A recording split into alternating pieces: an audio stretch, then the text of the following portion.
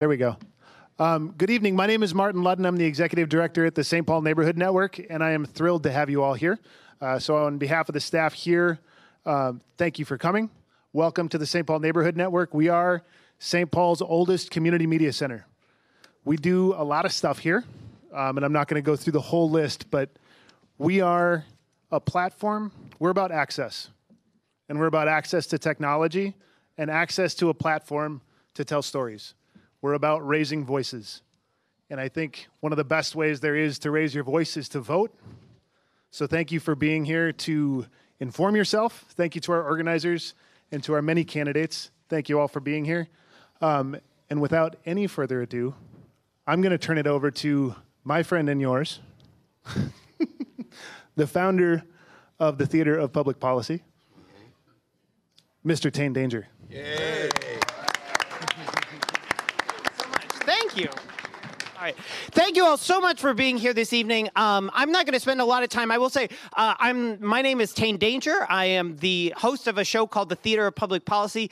I am very excited for this evening, and not just because this is a very important forum of some very important people, one of whom is very likely to potentially be the next governor of Minnesota, but because tonight we're going to be talking about a set of issues that I don't think actually potentially get talked about as often in some of our electoral processes as they could be or as they might be. And so we're really going to be trying tonight to focus on some of these issues of voting and democracy and access and things like that. So, yeah, that's good. So with that, I do want to take just a moment here at the very top to thank our organizing groups, the people who pulled this whole thing together. So thank you so much to Fair Vote Minnesota, the ACLU of Minnesota, the Census Project, Common Cause Minnesota, MN Let People Vote Coalition, Take Action Minnesota, Minnesota Citizens for Clean Elections, and especially to Anastasia and Jean Massey, who have done so much work to put this thing together. Can we do a big round of applause for all of them? So, all right. So how are we going to do this? So I'm an improviser by training, and so thank you, one person. Please talk to my mother after the show about that this was not a terrible decision. So I find the typical type of forum where we just ask a question, we go down the line and give each person 2 minutes to be deaf, even if there is liquor outside. So what I'd much rather do is I do have some questions that were put together by our organizing groups, and I'm going to ask them, and I'm going to give candidates an opportunity to jump in as they feel sort of the spirit move them to do that. We are going to limit them. We have a timekeeper here in the front to hopefully a minute or less. I will point out, and I'm hoping this gets a round of applause, just because you have a whole minute doesn't mean you have to use a whole minute for something. And I might ask follow-up questions to really try and, because I feel like my job here is to try and help us all figure out, why this person and not that person. What is this person about that is different, that sets them apart than someone else on this stage?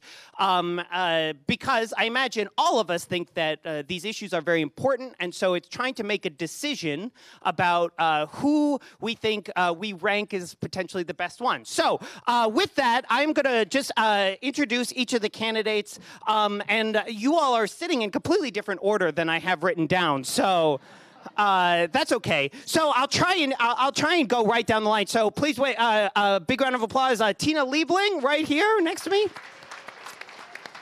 Bob Carney, right here. Leslie Davis. James Everett, right there in the middle. Very smart choice, standing out with the color coordination. I will just say, thank you. Chris Wright, sorry, I skipped over one, sorry. Seymore, sorry, you're on my list here. Chris Seymore there. Then I'm getting down to Chris Wright. Big round of applause, Chris Wright. Jenny Rhoades, right there. Tim Walz. And far away from me is Erin Murphy. Hi, way down there. So, all right. So like I said, we've got a timekeeper here in the big, front who's going to be trying to keep us to a minute. I've got the first question, which is both a very broad question that hopefully gets the spirit of this evening and hopefully it allows you all an opportunity to introduce yourselves. So our first question for the evening is, what do you see as the key challenges facing democracy in Minnesota, and why are you the person to address these challenges? And okay, Bob Carney wants to jump right in, so take it away, Mr. Carney. I'm Bob again, Carney Jr., and running as a Republican. We'll talk about that later. Our biggest problem and our challenge today, both in Minnesota and the U.S., is that we are so divided. And we have what's called a two-party system. It's really two parties for the financial interests. But when you look at voting, we need to think about what the ballot is and what voting is. And the way that I look at it, voting is speech. Voting is the speech of we the people telling the government who we want to be our elected public servants. And when you think about speech, you know, you want to be able to speak in a sentence. But our government, with the government ballot, censors us. They tell us, and it says 5 minutes, sir? Oh, 5 seconds. 5 minutes. Wow. Okay. They tell us after we list one name, they say, shut up. And we cannot speak in a full sentence. And that's what ranked choice voting is. And I'm going to be coming back to this because we have a right to speak and be heard, and the government cannot and must not censor us when we vote. All right. Did I see a hand right there? Yes. Christopher Seymore is my name. I am so thankful for Fair Vote Minnesota doing this because of the name of Fair Vote Minnesota. So to answer your question, what is the biggest problem I see and know, and you too? Money. Money is the problem.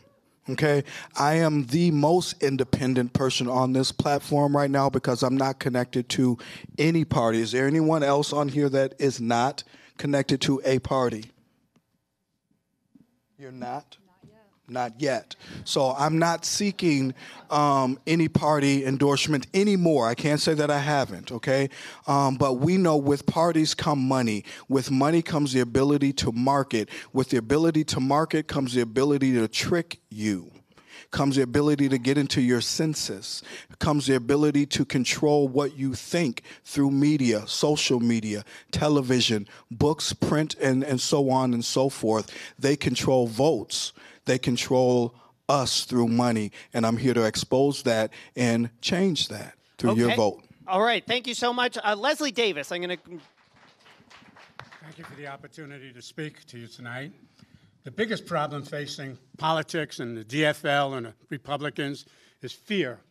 And, you know, fear is like a fist, not a good tool. You could bang your head with it and so on. But so what we need to do in Minnesota is get rid of the fear and let all the tension go. And then a person like me, who's the fearless candidate, would have a chance. But with people's fear and anxiety, fear they'll be late for school, fear they won't get an A, fear they won't get their check on time, fear the rent is due, fear they're overweight or underweight. So that's my main issue at this point. I've got my whole list of issues in my candidacy, but to conquer the fear is the most important thing. So you say to yourself, release the fear and let the tension go. And then you have a chance to vote for a candidate like me. Otherwise, you'll go for the same old party politics. Thank you. All right. So you so far win in not taking up your full minute. Were you grabbing a microphone there, sir? Is that what I'm seeing? I was. All right. I'm Chris Wright. Campaign finance reform is the essential reform that without which no other reform is possible. If we don't begin to address this issue, and let's face it, gifts by lobbyists and special interests to candidates are bribes, and we need to end this. We need to stop the revolving door that exists between staffers and candidates and so on. We need to basically have citizen-owned elections. Of course, the Vikings and and Green Bay, for instance, the Vikings are a privately owned team, and they gave us. They said, "Well, we're going to leave if you don't give us corporate welfare." Well, they're not going to leave Green Bay, and that's because they're a fan-owned team. I want citizen-owned elections. Okay, thank you so much. I did see Tina Liebling here grabbing a microphone. Yeah, good evening, everybody. Tina Liebling, state representative from Rochester, and 7th term in the Minnesota House. So I think Chris Seymore said it. Money in politics is obviously a huge issue. Look what happens when people go to Congress. They have to raise millions of dollars, and when they get to Congress, they spend a lot of their time raising money for the next election. So the cost of running in an election is obviously a big problem, and now with Citizens United, you know, money has definitely become speech, and corporations are people. I mean, the things are just turned on their head. We have to get away from this. We need public financing. That is what we really ought to do. And the reason that I'm the right person for this is I have a campaign that's pretty low budget, I have to say, but the reason is I'm getting money from small donors, people who are giving me $27, the Bernie Sanders way, $10, $5. That's the way to do it, because believe it or not, we're all influenced by money. And if we take the money, the influence is there whether we think it is or not. Thank you so much. Okay, down here, yes. Ms. Rhoades. Yes, I agree with Chris, and I agree with Erin Murphy. Money Tina is... Liebling. Tina. Other side, I know. I'm sorry, Tina. Two redheads on both sides. We set it up that way. Money is a big issue on pushing the votes, and it needs to stop because money pushes the bias of the media. When I go vote, I only hear part of a couple of the candidates, and I say, who's the next person? Who is this person? So you're kind of having to guess who you want to vote for. So it's the money and the bias it brings behind, you know, the media, because the more money you bring in, the more you're likely to be notified in the papers, the news, and that's where I think it needs to change right there. And so let me just invite you. So why you, which is part of what we're trying to get at with this question. So to give you another 30 seconds I'm here. also one that am using my own money to run my campaign. I'm not pushing out there. I'm not getting out big money from people. I'm out there pushing my own money, and I believe in a smaller budget as well. We don't need all this money to be a governor. The one that wants to be a governor is the one that actually can do it with all that money, because it makes them smarter, it makes them work harder. Instead of just having the money at your hand, it's easy. I'm sorry, but I think hard work is the answer, and for me, I'm out there doing the hard work. Nobody else is doing it for me. All right, thank you so much, Jenny Rhoades. All right, Tim Walz. Well, thank you all for being here. I'm Tim Walz. I'm a public school teacher who ran for Congress in a Republican district with a mortgage and a 5-year-old, and my wife was pregnant at the time. So this issue of money, the idea that it costs $3 million to run for a congressional seat, that's corruption with a small c. What we're doing is limiting our choices. My experience in 12 years in Congress is two things would fix the United States Congress, would be nonpartisan judicial or citizen redistricting and campaign finance reform. Because what it does is, and coming back to why I'm the person for Minnesota, is it reduces the opportunity for collaboration, cooperation, and compromises that are in the best interest of the state. And so when you run a campaign that has a message that can go further to people, that can bring people in, that can talk about inclusion in this, because what our job is, or how do you make it for Minnesota, the belief is that we need to get folks engaged because they believe they can co-govern and make a difference in their life. That's how you get a new politics. So in the age of President Trump, the age of big money, the opportunity to engage more citizens in a real way is absolutely there. People want to see effectiveness in government. They want to see schools succeed. They want to see health care be affordable and available to all. And I think as governor, that's a message that I'd like to bring to them. All right, Can I ask him a question? We'll get to more. I want to just, I generally love this idea of asking each other questions, but I want to at least give everybody a chance to introduce themselves first. So let me do that, and then we'll get to that. Thanks, Tane, and thank you, everybody, for being here. My name is Erin Murphy, and I'm a registered nurse and a teacher. I'm a mom and a state legislator, and I'm running for governor. And I am delighted to be with you tonight. I will confess here at the start that I love politics, and I have a lot of faith in us. and I am an evangelist, if you will, for our democracy, the small d kind. You know, the Koch brothers, they love politics too, but not for the same reason, because they're using their outsized money and influence to hold on to the status quo, and the only thing that counters that is us. I have spent the last 12 years in the Minnesota House of Representatives doing my job, but I've spent as much time on the doors and in the homes of people all over the state of Minnesota. And I learned in my very first race that if you want to know what makes people tick, you go to their doors and you learn. I have done that and organized all over the state, and I have watched what happens when 83 pieces of mail come to somebody's mailbox. It turns people away from the election. And when we suppress the vote, our interests are suppressed as well. So money is the problem. Organizing is the answer. And the reason why I'm the right choice for this is because I've been an organizer since I started working for the Minnesota Nurses Association 25 years ago, and I've continued to do that, and I will be organizing when I'm your next governor. Great. Thank you. Thank you so much. All right. How's it going? Check, check. Can you hear me? I love it. Good. Yep. I'm James Everett. I am the official representative of the Independence Party. Not endorsed yet. On my way to the endorsement. I know people are like, "Who's James Everett?" But that's me.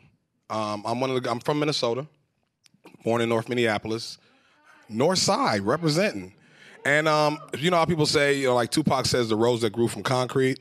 I'm more of a wild orchid that grew in fresh soil from Minnesota. You know, I went portaging and kicking it in the Boundary Waters off Seagull Lake, and I was a Boy Scout. The reason why you should vote for me is because I understand that Minnesotans are individually smart and collectively stupid. We're so intelligent, we won't work together because we're so individually awesome. You can't even be racist in Minnesota without explaining why.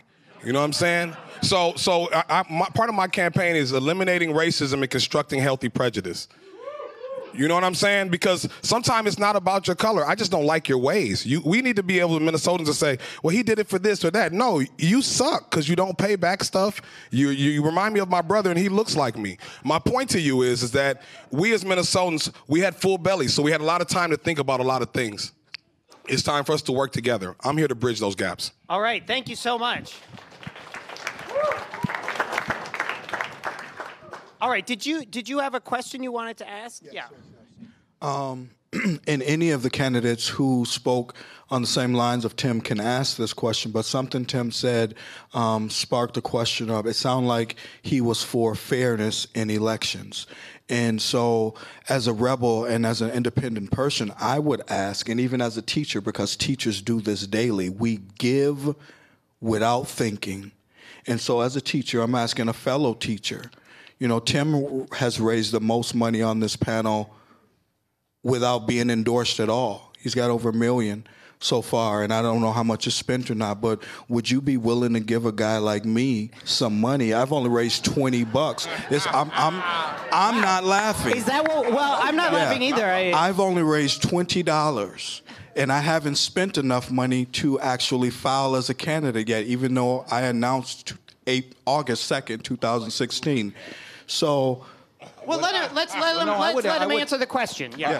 I would answer on this. I would go back to that philosophy. I am willing to teach a man how to fish, I didn't ask that. I asked if you would but I give say the some idea, money. No, the idea of this, and I want to be clear about this, because one of the issues is for all of us. I mean, the irony of it is, of someone who came with no political background, no experience, no name, a mortgage, and having to run for Congress, if we lose these elections, bad things happen. So what I did, and I think this idea that if you're successful going out, my campaign contributions also come from small donors. It's about talking, how do you build that coalition? Erin talked about how do you organize, how do you get people involved? But I think his point is well taken on this. This is where I said campaign finance reform has to happen because it's corruption with a small c. There's wonderful people who should be in the United States Congress, they should be in the State House or in the governor's office, but the money is holding them back. That's why collectively all of us together talk about about how do you raise money for candidates Yes. who are doing it the right way. Okay, so I want to dig into some of the specifics of how we do some of this, but I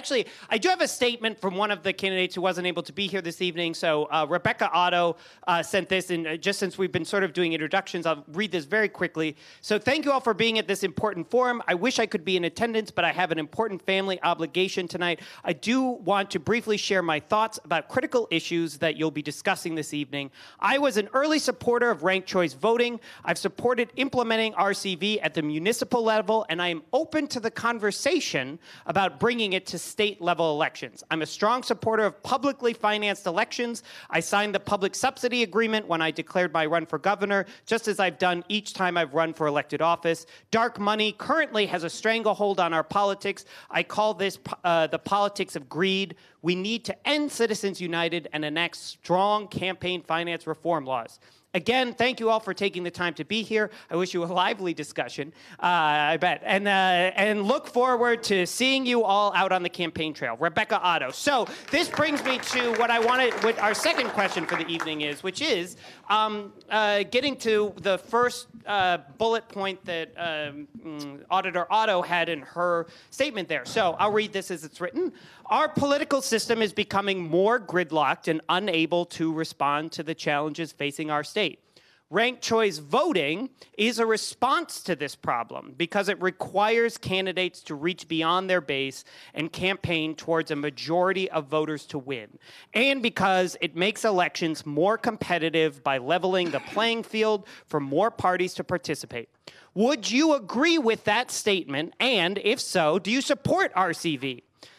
Can you expand on why you believe RCV is important and how you will help advance it at the local and state level? So there's a lot built in there, so I am going to try and get us to focus in on some things. But yes, sir, you are raising your hand. Yes, tell us your thoughts. One, I have supported ranked choice voting, and it's documented. Google me. My name is Christopher Seymore, Seymore. You put that together with ranked choice voting on Facebook, and you'll find a picture with me holding a sign.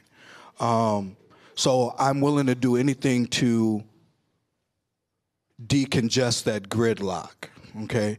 And that is why I'm running. And number two, I'm running because I believe I can be a good governor. And I also believe that I'm the best candidate on this table because of it.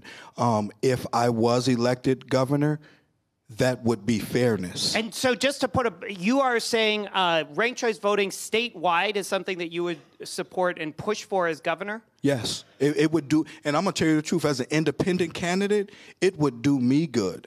I would love for all DFL candidates to run unendorsed. I would love for all GOP candidates to run unendorsed. That way we get them all on a ballot and we vote for all of them, and then we get that ranked choice.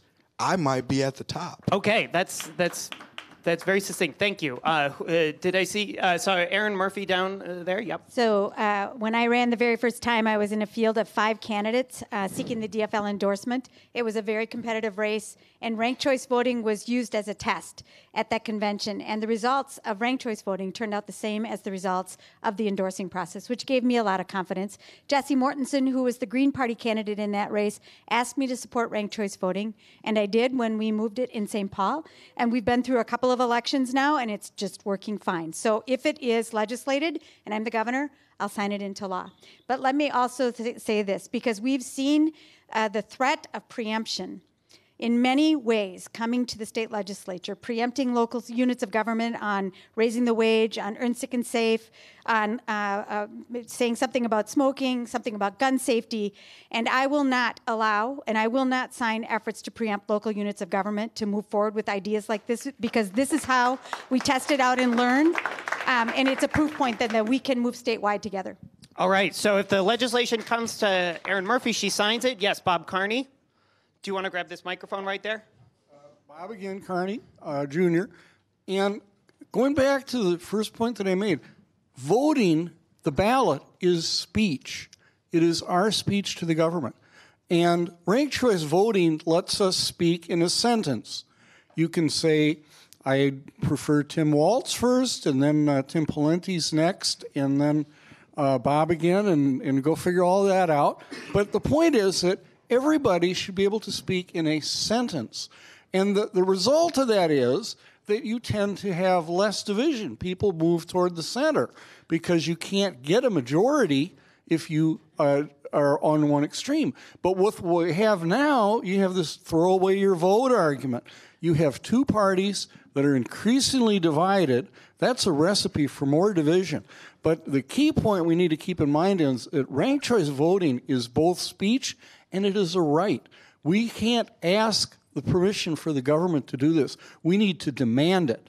So you're saying, just to put it, as I've been trying to put a button on all of these, yes, if it got to you, if you were governor, you'd say yes statewide? Oh, absolutely. Is there anything? It has to be done.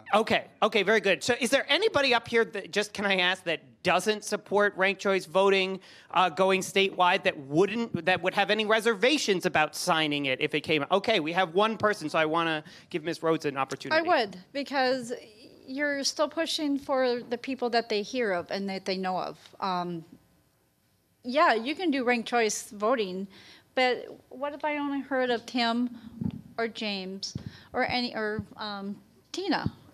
That's only 3 candidates I've heard of. And then we got a whole bunch more that could be a great governor. If we don't hear about these people on the news, how do we know who's going to be good? First, second, or third. That's why I don't agree on it, is because I may only heard of 2 people. So do I have to guess, like Trump and Hillary Clinton? I mean, that was not a good ideal situation. I would get out there and I would let the people choose, Minnesota people choose, not me. I would want Minnesota to have something that they have a right to say if that's what they want. And I would get out to someone emailed me and asked me, should we go out to the other neighborhoods that, can I keep going for a second? Please finish your thought. Yeah, I think we should go out to neighborhoods to let them know who we are. North Minneapolis, St. Paul, and the people who became citizens, immigrants that became citizens, American citizens, they need to know who we are.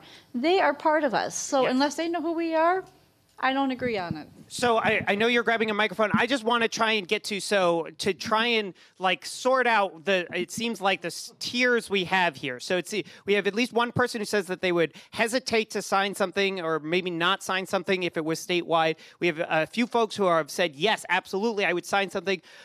Is there another shade in there? Or is there somewhere where more than just signing it, if it came to you, would want to do something? And Tina Liebling, have the microphone, and then I'll come to you next, I promise. Right. Well, I think that the point is that we want to increase choices for voters, and ultimately we want to increase participation. We want people to have something to vote for.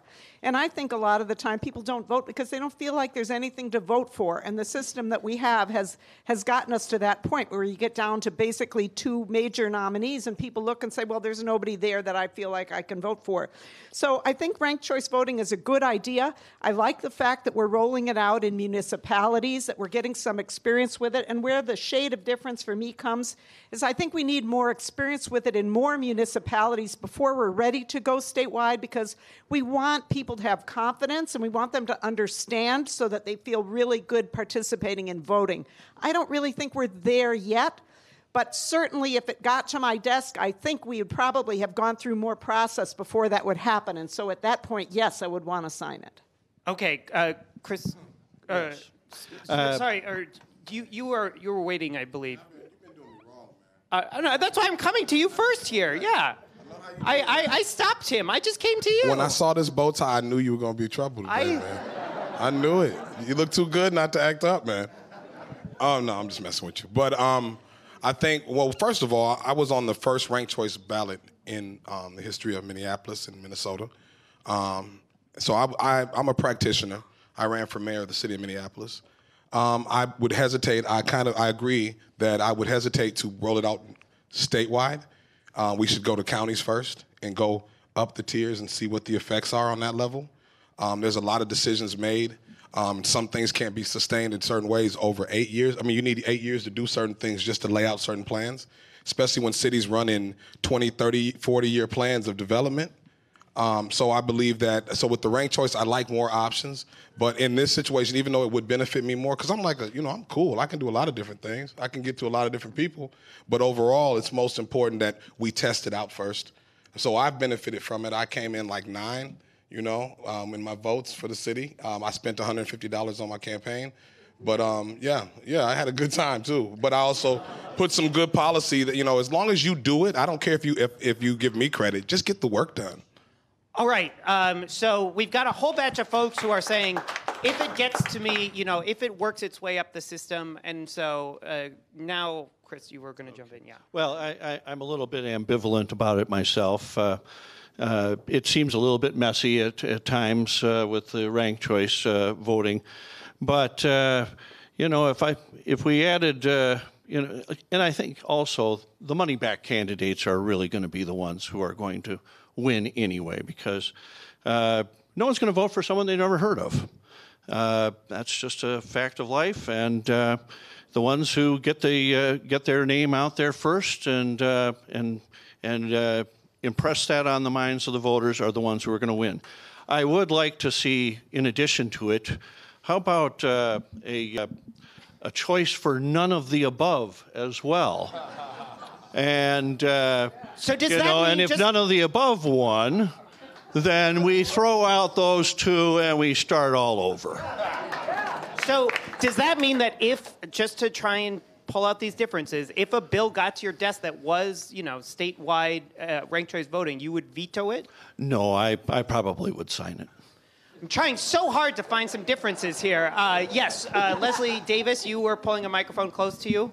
Yeah, on the ranked choice voting, I'd like to discuss at some point taking it from 4 to 3. I think 4 is very difficult to explain to that person that we're after, the one that's not involved and more of the disenfranchised voter. But it's a question of electing candidates as a question of ideas and trust. Who do you trust? You trust somebody more with a 34-year record of environmental victories on behalf of the people on their own dime, not a nonprofit organization begging for money every time you open your email. And who has the ideas? You want to vote for a candidate that's going to continue to allow high fructose corn syrup to be peddled to children in the schools? You're going to allow these toxic dumps on almost every corner in Minneapolis that sell the worst food and the worst nutritional items in the history of mankind? You're going to continue to tax to pay for roads and bridges when there are alternatives? So I'm the guy you can trust. I've got the track record for it. Just to try and bring this back to ranked choice voting, so that is the yes, but you are looking at it being 3 as opposed to 4. And we're doing it different ways in different municipalities right now already, I believe. So here in St. Paul, you can do actually up to 6, I believe. But you're saying it should be capped at 3 if we did it largely. Okay, we have at least a couple candidates who haven't jumped in on this, and I want to give you all a chance if you want to. I'm not going to force you to jump in on it. They good. Okay. I would like to say this, though. Okay. Real quickly. Most of the people up here, I'm like, when ranked choice voting, when I was talking to Raymond Dean and all them, they were talking about it, I'm everybody's second choice. So that's a very different thing. I get along with everybody. Oh, I got a commitment to this person, or I got a commitment to that person. I've known these people and worked with these people, so ranked choice voting would benefit me. I just think that. So since we have like an extra 2 minutes, So we already did everybody up here, and this is your chance. This is on the record. Like if the bill got to your desk for ranked choice voting statewide right now, Ms. Rhoades is the only one who said that she openly would say, no, I'm not sure if I would sign that. Is there anybody right now who wants to say, I would do more than just like sign the bill when it got to me? If it were, I would be out. What, is somebody yelling at me? So is there somebody who's like, I'm going to do this beyond just the signing it. I want to push for it. So tell me how, Bob again, Carney. Ranked choice voting is progress. This two-party system is back in the Stone Age. You drop one pebble in, one party color the other party. Ranked choice, at least we're speaking in a sentence. Now, we have representative democracy because I'm going to just, we have limited time, but you have a minute. So how would you do it? Oh, just let me get here. We have representative democracy because we can't take the time to do direct democracy. So we elect people to be our representatives. We want them to do what we want done. So the next step beyond ranked choice voting is essay voting. Here's how this works. Here's how this works. You are allowed to write what you want the government to do in the form of an essay. And again, voting is speech. We need to get the government to listen to we the people as to what we want done. Now, we have the technology to start developing a system where people can go beyond census, where our election is actually a process of listening to the ideas of we the people, taking the best ones and implementing them. I tried so hard to get you to say how, but now we have another candidate who's going to take... True, can you turn the mic on? True campaign reform, okay? So up here, again, I'm the only person that's not seeking party endorsement right now. So with true campaign reform, I'd go to these parties and stop all of the ability to collect millions of dollars before actual voting is even in the thoughts and minds of people. Because if we're not doing that, that's why Ms. Rhoades is saying no, because the ranked choice voting is already being done by he's first, she's second, she's third in the DFL party. He's last in the Republican Party. He's first in the Independent Party. She's second in the Independent Party. He might be first before me as an independent, sort of, because of the marijuana thing. I'm last as an independent because I'm the last one to be known. So the reason why I'm here is to expose that these people are spending millions of dollars and you can probably not get none of them to say, other than James and this young lady here and this man, that they're going to run whether they're unendorsed or not with the big wigs. And I'm talking GOP and DFL. If we can eliminate that mess, then ranked choice voting would be 100% pure. That's how. He didn't want to speak. Yeah, no, well, let's hear it. So they know me. They know that's not true. No, and the first thing I'd like to say about the ranked choice piece on this is, and especially all the folks who are actively engaged in this, thank you for the public service of engaging more people in this. This whole idea why we're here tonight is to increase participation in the democracy. We know what's happening on the other side, fraudulent voter fraud things. Our problem is we need to make it easier for people to get to the polls. We need to vote on Saturday. We need to have a holiday. We need to make sure all those things happen. So with ranked choice voting, I certainly think it's the right way to go. I would agree with Erin on the municipalities. I think some others, and Tina mentioned about getting folks educated on it. As from a teacher perspective, what more can we do? I think it's talking to people about it, taking the fear away from them, telling that it is about choice. And I said one of the things that very much appeals to me, and I've heard people say it works to a certain degree and not in others. I love the idea that it makes you be pretty nice to others, because if you're being nasty in a campaign, that's going to come back. Talk about yourself. Don't talk about others. So my commitment is if it gets to me, of course we will do it. But I think it's more about, the teacher in me knows, educating people about the whole process of coming in. And the ranked choice people have brought a lot of people into the process. Okay, so yes, that was the, if it gets you, you would sign it. Yes, quickly, because I do have more questions. I just want to underscore the niceness. You know, it was like gangbanging before, like, you know, like Bloods and Crips with the Democrats, Republicans, or who you going to support? Did they give you money? But like the ranked choice makes you have to kind of play musical chairs with each other, and everybody has to be nice, because it's not you don't have to pick one side. You get to meet other people and you can build collaborations. Like, I'll be your two and all that. You can be my one, blah, blah, blah. It actually opens up to have the Minnesota nice conversation. Okay, so I should say the second half of the show we will play musical chairs. So actually, though, let's take a deep breath because we have a quick musical interlude, just a regular interlude from Secretary of State Steve Simon is here to say a few words. So let's hand him the microphone. Thank you very much. I do not want to interrupt the action more than is absolutely necessary, because what they're saying tonight is a lot more important than what I'm going to say. So I'm going to make it quick. I want to thank Fair Vote Minnesota for putting on this forum. They have been an outstanding ally to me and to many at the Capitol in fighting for democracy and expansion of democracy in the state, which is great. I also want to thank every single person on this stage. Don't they have guts for running for office? Seriously. It is a big thing that they are doing. I know some of them better than others, but I have respect for anyone on this stage who's out here really opening themselves up to the public and to everyone in this room. As Secretary of State, I like to say I'm in the democracy business, and what a time to be in the democracy business. Am I right? I think the important thing to know is that the enemy, a lot of times in an election, or the adversary, isn't necessarily the other political party. It's not a Democrat or a Republican. Oftentimes, these days, it's cynicism. It's people, particularly young people, who are disillusioned, even disgusted by our politics. And I think if anything comes out of tonight and forums like this all over the state, whether it's for governor or any other office, this should give us all hope. You've got bright people from different affiliations, different parties who are here tonight, who are asking for your vote, who are asking for your support, and that's a big thing. And, you know, speaking of cynicism, it's easy, particularly for young people, but for everyone, to sort of shrug off elections and say they don't matter, or they don't matter to me, or my vote doesn't count. And everyone has that impulse from time to time to just skip it, to kind of not participate in a particular election, whether it's state, federal, local, it doesn't matter. And I guess what I say, and I'm not so worried about people in this room, but generally the people who may be watching on the uptake or elsewhere, resist that impulse. I can't put it any better than the words I saw a few years ago on a T-shirt. And the T-shirt said, "Failure to vote is not an act of rebellion, it's an act of surrender." And I think what Fair Vote stands for, and what everyone on this stage here, on this dais stands for, is using your vote. Our vote is our voice.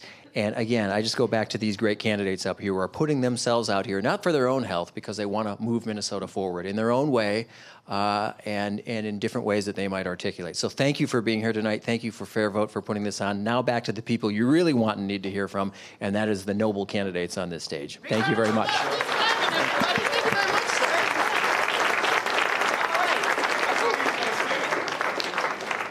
Come back for the 10 o'clock show. He does a musical number. So, all right. So we've talked actually a lot already about money in politics has come up several times already. And so we do have a question here, and I'm going to read it, but I'm going to try and put a point on it, which is the question that was submitted was, what do you see as the problems with money in our election, and how would you address these problems as governor? Because we have already had several folks point out the significant problems they see with the money in elections and campaigns and politics generally, I really am going to encourage strongly for you to focus on that second half. What is it that you would do? What is it that you even can do as a governor that would try and change some of those types of things? So you, sir, we're ready to go. So take it away. I am going to always grab this microphone first, because after I speak, they're all going to be like, he's right.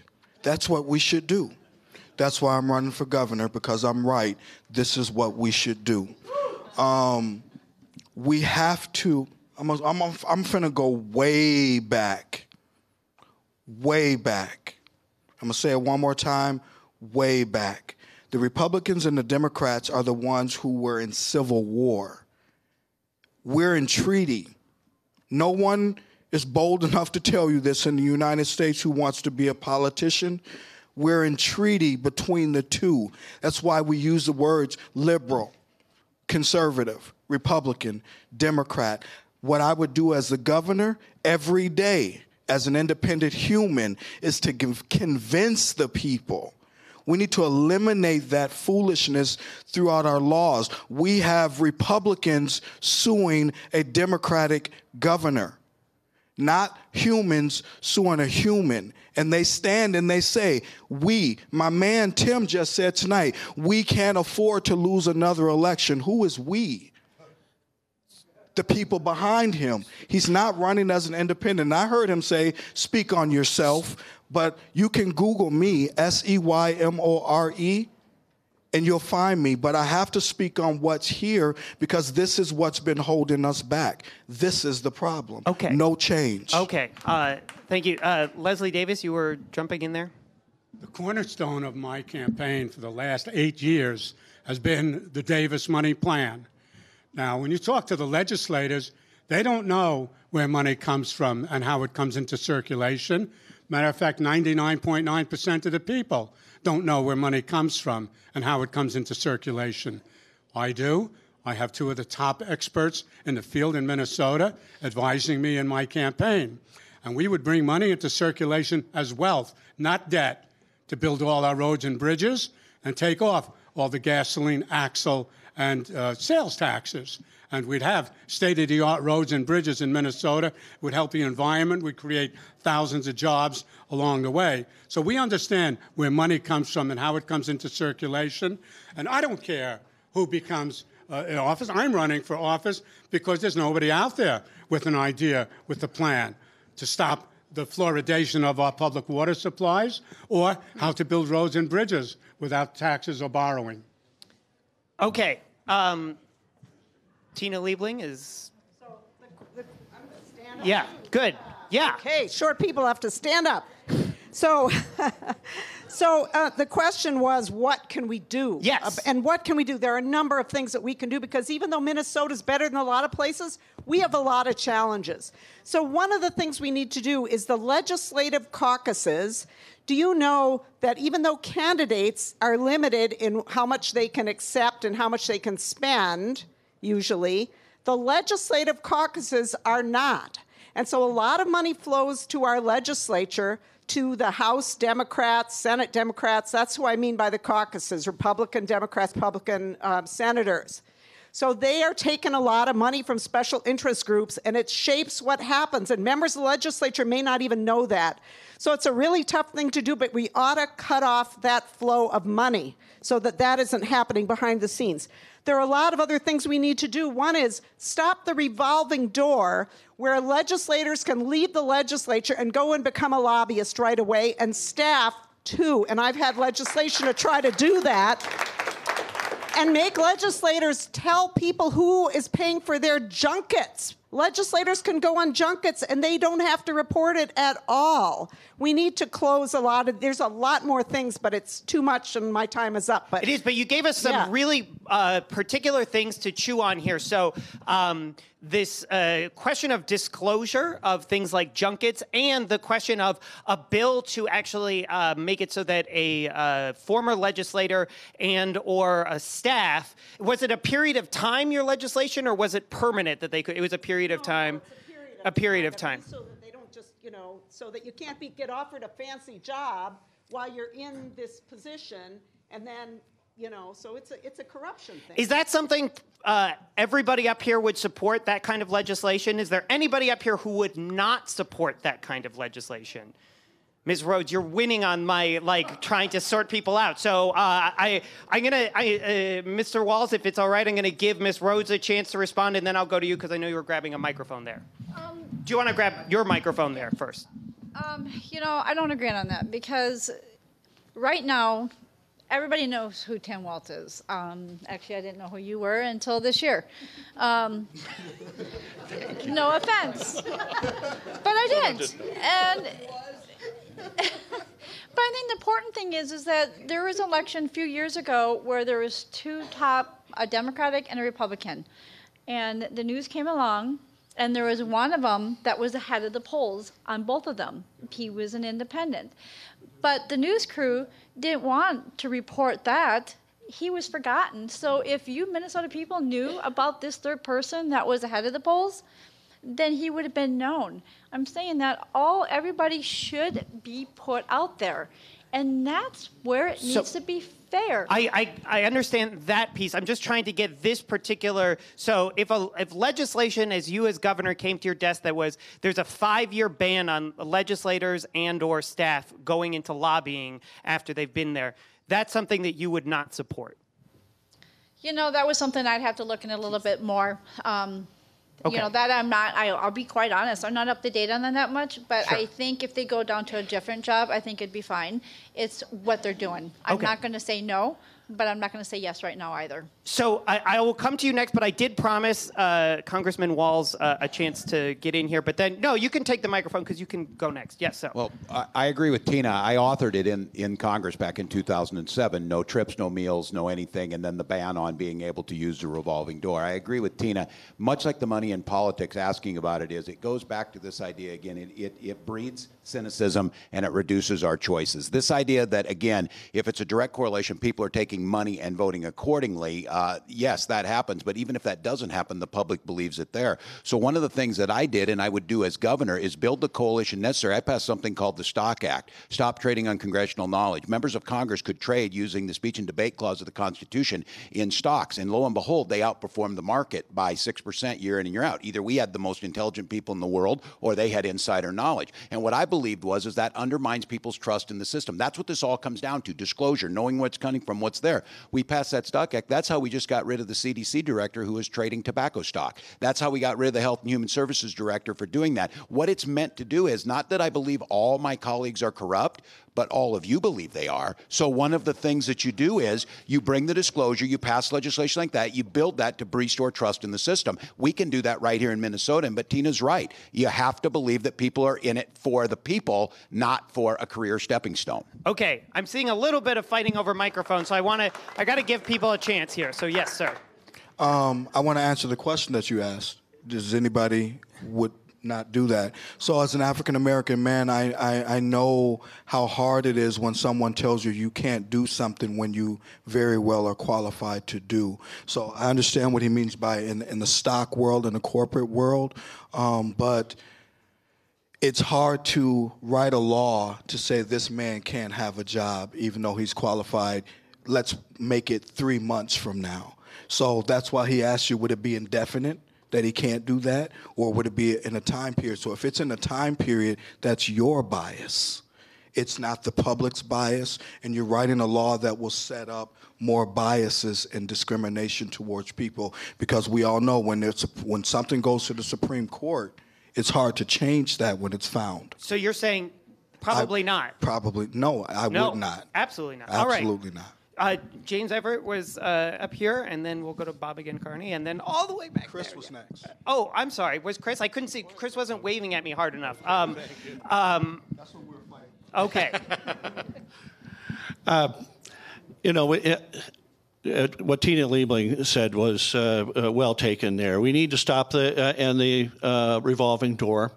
I would put a lifetime ban on that for legislators or their staff. And, I just watched a show. It was called Casino Jack, about Jack Abramoff, the great lobbyist who, he knew that when he offered a job to the staffer, that once they accepted, even though they weren't even working for him, he knew that he had them in their pocket already. We got to stop this from happening.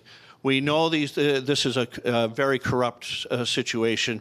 And I would add, well, I guess I'm not going to add any. Okay. Don't worry, we have more questions. But James Everett, did you want to jump in? I want to address this from a different angle. Independence Party. The reason why that's important is because we have to have a way to protest with our votes. I'm a Generation X, so I'm right there in the middle of the X's, and I was raised by boomers, and sprinkles are for winners. People need to, if you can raise more money, you should be able to do such. Mind you, super PAC stuff has never been a part of the Independence Party. So we have to learn that that's more of the issue is that we have to be willing to protest with our feet. I hear people see a small D and a big D or whatever. The farm and labor and all of that stuff, the interest, everybody wants to close the door now that they're leaving. Now that the baby boomers are retired, now they want to legalize marijuana. Now that everybody's went on all the trips, they want to make sure everybody next stops all the trips. My point to you is that it has to be done with reason, and you have to ask yourself, what is that reason? But the third party has won in this state before, and it's important to stop picking poisons and saying that you're not a part of it. You know that big money is going to be a part of both parties. Are we serious? There's only a D. There's no FL. Thank you. There's no FL. The farms have been corporately sold and the labor's been outsourced. So I'm just saying, Let's be honest, y'all, about it. No disrespect to the candidates, sure, but let's be honest about what your real options are. Okay, so I know we've got Bob here and then Erin all at the end. And I will just, as a reminder, we are sort of trying to get a sense of supporting or not supporting this idea of banning it for some amount of time or lifetime, as we heard one candidate say. staff and or legislators from going into lobbying. Also, disclosure of who is paying for some of these trips and things like that. So, Mr. Carney. Going back a bit, the question was, what can Minnesota do about the problem of campaign finance? And this question about banning lobbyists for a period of time was a derivative from that. Correct. I want to go back to the main question and talk, and this is really educational. It's not as much my political issue as it is letting people know about a program that we have in Minnesota, and that is the political contribution refund. It's the only one in the country. And so we have a program where if a person contributes $50 or a married couple $100 to a qualifying state party or state candidate, then you get a refund. And the theory is you can't live in Minnesota for a year without paying $100 in taxes. You just can't do it. From vending machines and sales tax, wherever it is, you're paying property tax if you pay rent. So the idea is that if you make this contribution, then you get a refund from the government.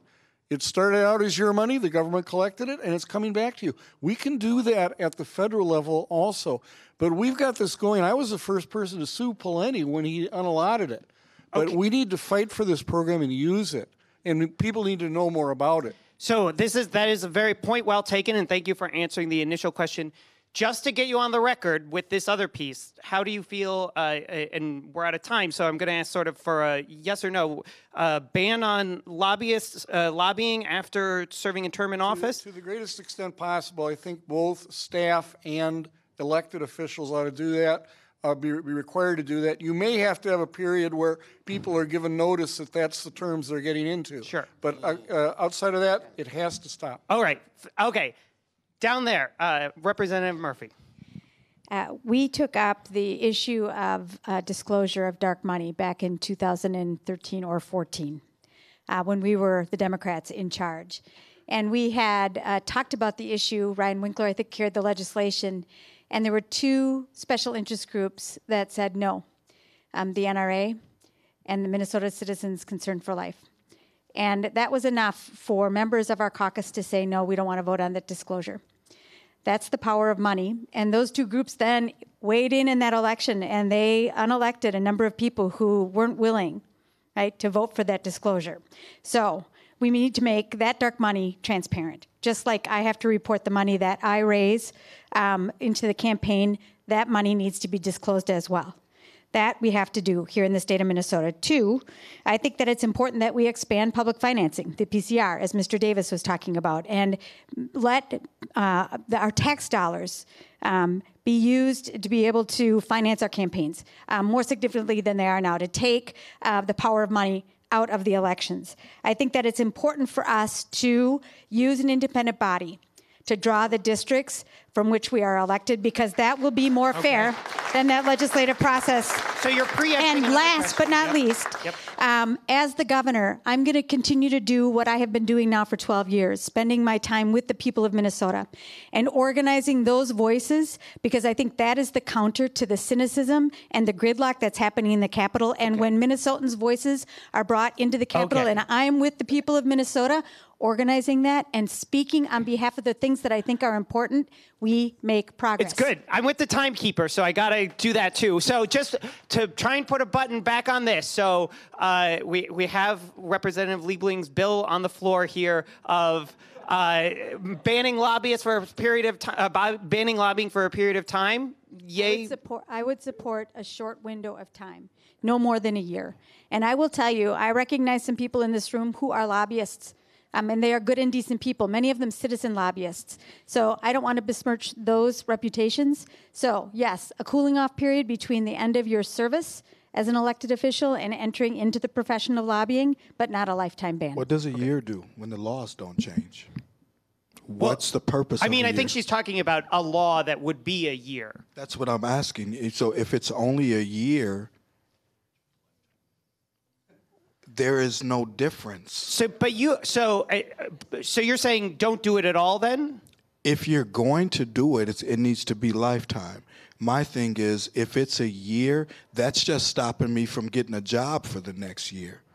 It does no good. So if you're going to do it for the reason of information sharing, or this guy knows the bill that's coming 2 years from now, you know what I'm saying? Because sometimes it takes a couple of years for the bills to go through. So then even a year would not help. So if it was on my desk, I would give it back to the people and say, well, give me something to choose from. So it seems like you're saying doing it for a year is the worst. Doing it for a lifetime is slightly bad, and then not doing it all is the least worst. Doing it for a year, there's a motive there.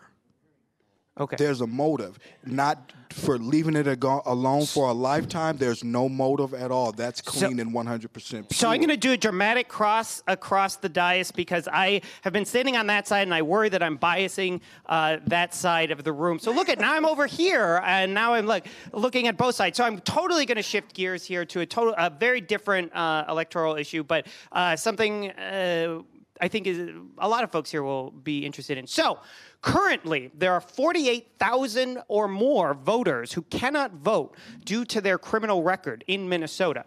As governor, they're not applauding for the fact that they can't vote. No, they're applauding for the question.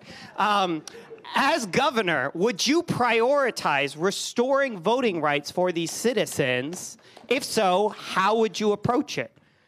You're standing already, so yeah, go. Thank you for this platform. The answer is yes. I would. Again, it's the same thing. What difference does a year make? So if I'm a felon, and I'm a felon because I sold 10 pounds of weed, okay, and 10 pounds of weed. That's still federal charge though, right? And so, then this guy becomes governor, right? And then I legalize marijuana, right? And then the law didn't change of do felons get to vote or not, but the marijuana did. What makes me less of a human now? What makes me more of a human because I'm a governor? So my thing is, it's wrong to stop felons from voting because they're still citizens. Now, when they become uncitizens is when they commit another crime that takes them out of the citizenship realm. Then you can't vote in prison. But if you're standing outside of prison, I don't care if it's the very day. If a man gets out on November 6th, he should be able to vote on November 6th because what do we say? You paid your debt to society. Okay. Very succinct answer there at the end. So, yes, did you want to go ahead? Yep. I agree. I think once you're out of prison, you served your time. If you're in prison, no. You should not be able to vote. Your rights are taken away for a reason. But once you walk out that door and you can go vote that day, you have every right. And if you have 3 felons on your record, they should still be able to vote because they're out of prison. And now whatever laws they're out into now pertains to them, and they also should have that right to vote. So Representative Walz has a hand, and then I see you, sir. And so, yes. No, I agree. Chris is right on this. I think all of us are restoring the vote. I think all of us recognize in this room, too, that this piece of legislation that prohibits them from voting disenfranchises people of color and indigenous people at a rate way above. And this idea of how are we supposed to ask somebody to recommit to their communities? This is the fundamental piece, and it's where many folks find their redemption of coming back in and being a part of that. I think it's a commitment here in Minnesota, making sure the legislature passes that. As your governor, I'll sign it, but I think it's most important, once again, the role of governor is to be able to go out there and take our message. We talked about ranked choice voting, expanding us beyond our base. A lot of times, that's what we're not doing. We're not taking a message to all corners of states, to all people, about why this is so important to bring people back in this. So I agree with my friends up here that that's exactly what we should do, and we should continue to push it. This is something that we can make happen right away, and we should. All right, Mr. Seymore? Yes. James. I just can't feel it though. You know what I'm saying? Can y'all hear me? Yeah. Stand up, James. I got to. You know me. You obviously know me. My thing is that the mechanisms that come into the piece here. For instance, the money that only comes down for get out to vote if you're voting for Democrats. When they fill the van up and they get us through the neighborhood and say, come on, come on. That part right sorry. there. I'm just being told for the folks watching on I'm TV, sorry. they can't hear you. Okay. Is this thing on? All right. Here we go. So check it out. The mechanisms, we'll start that number over on me, okay? Okay, all right. The mechanisms that come with it, that every nonprofit turns into almost a little baby DFL hub. The fact that the Republicans know they don't have to show up because we're going to have liberal enough views and they know that they have their base already solid. The fact that the black vote is used to get people like Mark Dayton in, which I love. I think he's like Bruce Wayne, like Batman and everything. He's awesome. But the fact that the black vote was used, those 300 votes got him in, but yet when we lose, we get attacked by the conservative side as well. The citizen stuff, like, I think when you come back from, I didn't go to jail. I chose some different decisions. I understand people have different situations. I saw a lot of people making decisions that got them there. In our neighborhood, it's not that hard for it to happen. But on the opposite side, then I believe you should have to take a citizenship class. I believe I was born here, but I was raised in Texas. We had to sing the national anthem every morning. We got to get people to reinvest in patriotism. We've got to get people to understand what their citizens' rights were. Most people didn't know they had power. That's how they went to jail. We need them to get out and realize that your vote is your power.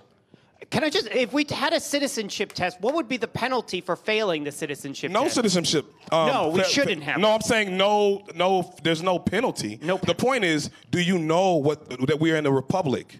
It's right. not a democracy. Do you understand that do you understand your vote? Huh? Well, it can be dictated to them. I don't care if it's done in a pictograph or Pictionary. The point is that we need to make sure that they understand the power of their vote. In Minneapolis, a strong city council, weak mayor system, you need to know that. You need to understand how your votes impact the city if the person becomes city council president. You need to know that to actualize. Otherwise, Democrats know that all the felons will come out and vote for them because they have all these hubs for everybody to go to. We need to make sure that people have a pure option. There's never any money that comes bipartisanly for get out to vote. It's only attached loosely to campaigns and party individually. There's never any bipartisan bill for the money to come down to the people to actually engage them. Okay, Chris, Wright had his hand up. Yes. Yeah, well, you know, in a lot of Scandinavian countries, politicians go into the prison and they campaign because they have a right to vote even in prison. So I would agree with that myself. So you would say, going a step farther than what we've heard from some of these other candidates, is allowing, you never are disenfranchised. You keep your right to vote even in prison. Well, I mean, you got your rights taken away. Shouldn't you be able to vote on other things while you're in prison? So things that affect you. All right. I want to give our remaining candidates a chance to weigh in on this. So, okay, yes, Erin Murphy, please. Well, absolutely. We have to restore the vote. And I like that idea that you're talking about. I remember, and this has happened to me more than one time now, being on the doors and encountering somebody who wasn't clear about whether or not they could vote after their period of incarceration. And when you've served your time, you should be able to vote. And for me, the vote is sacred. So everyone should have access to that right. We also know that recidivism rates, if this is important to anybody, and it is to me, and I'm sure it is to you, those rates are lower when people are engaged in their community after incarceration.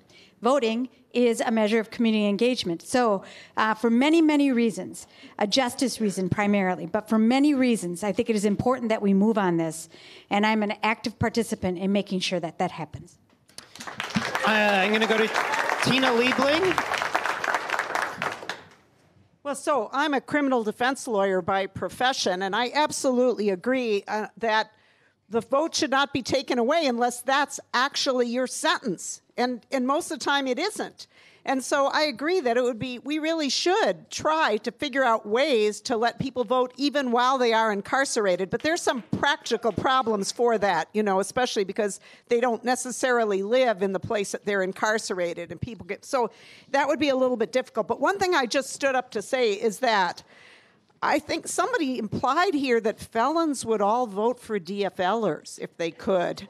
That's something that Republicans tend to say, and it's one of the reasons I think that they're so reluctant to expand the vote and let people vote because they imagine that it's going to go one way or another. I do not think there's any evidence for that. And even if there was, it is not a good enough reason to stop people from having what should be the basic right of a citizen, and that is to help choose your leaders.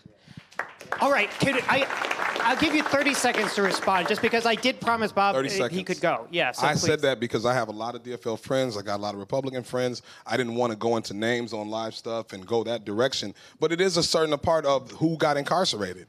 I mean, there was a reparations document created by Hennepin County called the African American Men Project Compendium because of the disparities of how many African Americans have been pulled over for traffic stops, 2,000 something against 161 white men, so they gave everyone back their license. So we know who's being incarcerated.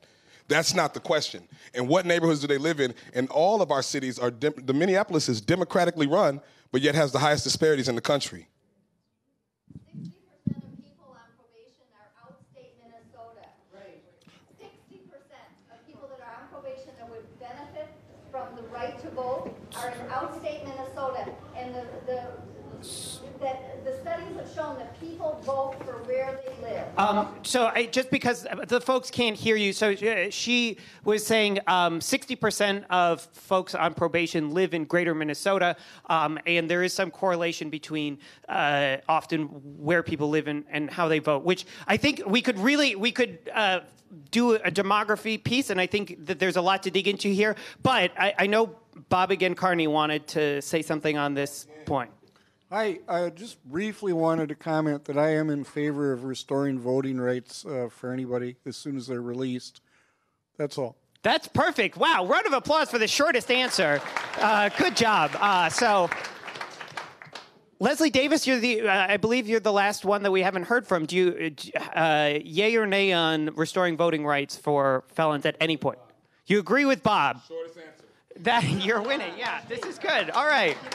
I love it. We're going to be back out at the bar in a minute. So, all right. All right, so, okay. Yeah, ski boat. I don't have I don't have Jimmy Kimmel's budget. So, so there has been proposed legislation. I don't know if it's come up yet in this session, but there has been proposed legislation to basically eliminate same-day registration here in Minnesota and institute provisional ballots. So I just have a parentheses here that says, Tane, explain provisional ballots. So bear with me while I try and say this, which is that if you showed up and for one reason or another you weren't on your particular precinct's voter roll, you would have to, instead of being able to say, have your next door neighbor say, yes, I know who this person is, they live where they say they do, and fill it out and then be able to fill a real ballot out, you would get what's called a provisional ballot, where you would fill out your ballot, but it would be sort of like a make-believe ballot until you came back within a certain number of days and got that certified with some sort of proof. So that legislation has been put forward in Minnesota. I am curious, is there anyone up here who would sign that legislation, who would actually support moving to provisional ballots? Erin Murphy standing up first. Yes. Heck no. That's not the question. Hell no. How about that? That's not the question. So I think Minnesota's got great election laws, right? We have worked very hard to make access to the vote as liberal as possible, as usable as possible. And I think we should continue to do more. Let's register people when they turn 18. Let's do automatic registration. Let us stop any effort to do voter ID, right? Because that's voter suppression. And no, hell no to provisional ballots. So this is great because we've actually started to tick off a few other key things, which are heck no to voter ID and heck yes to automatic voter registration. That would be the principle that you're automatically registered to vote. You don't have to go and do anything to do it. So I'm going to try and pin everybody down on where they stand on those things. So Representative Walz. No, I absolutely agree. I hope all of us know the treasure that we have that was just here a little bit ago in Steve Simon, the patriot that we've got, who's made most of this happen. Minnesota, this access to it, Erin's exactly right. We need to get people in. We need to talk about voting on days off. We need to make sure it doesn't disenfranchise people who work in swing shift or have their kids kids at daycare, all of those things we need to do. But let's be very careful of all the things they're doing. We don't have a voter fraud problem. We have access to the ballot problems. So anybody who flirts around with this voter ID stuff, that is the most disenfranchising thing we do. In Congress, they still won't reauthorize the Voting Rights Act, all of those things. As governor, it's about taking this message that this is the most important thing we do. And why we do lead the nation, we need to make it as easy as possible, get everybody to have their voice heard, because that's what it's about. So yes. Yes. Second to Representative Murphy. Yes. So I hate going down the line, but it seems like that's what's happening. So let's just keep going. Yeah. I agree with these, well, kind of with these guys. I believe in same-day registration. I'm sorry, that's how I did it.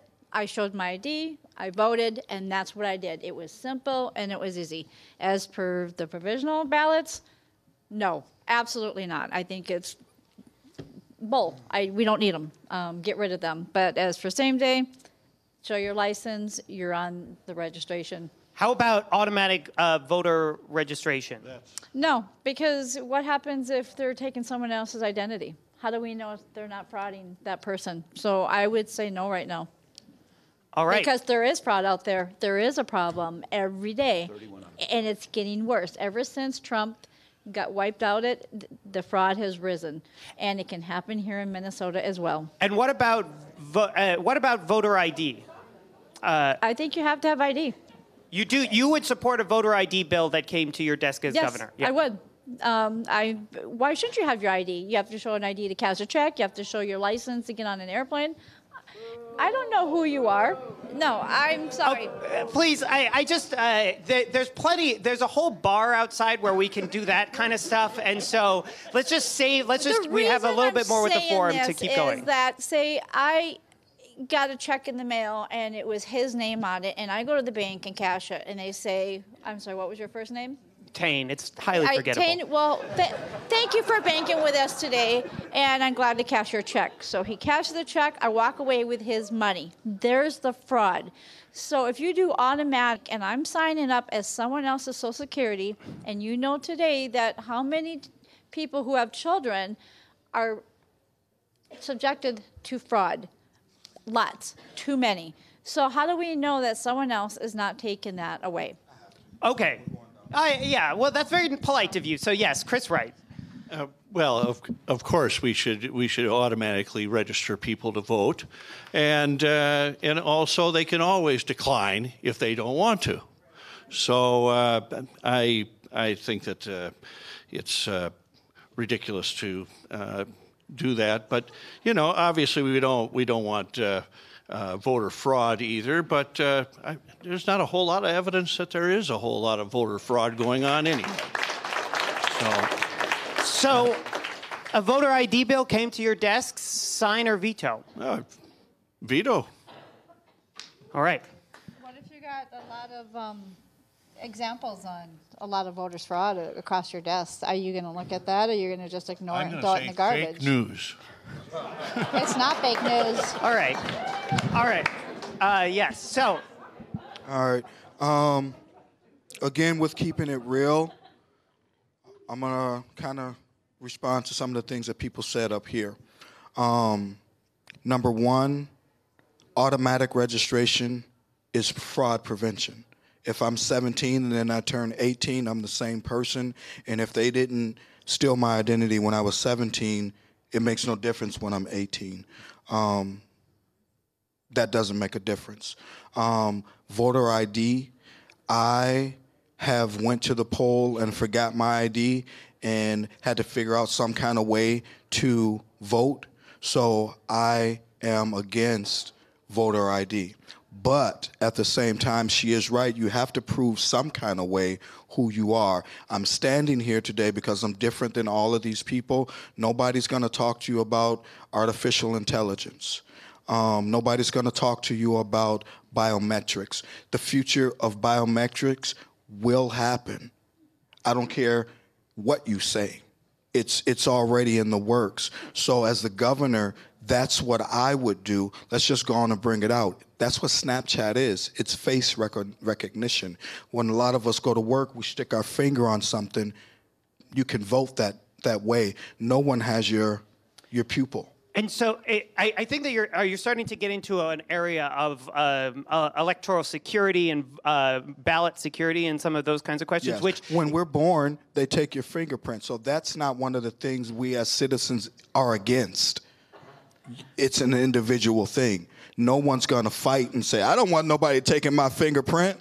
Well, so But actually, your fingerprint has already been taken. Well, let me just say, my second whole part of this is actually going to that security piece, but I do want to try and get our remaining 4 candidates on the line here in terms of. No one has said Chris is wrong yet. Well, I'm going to ask in a moment which beverage you voted in your ranked choice voting, so we'll see how that goes. The dark stuff. All right.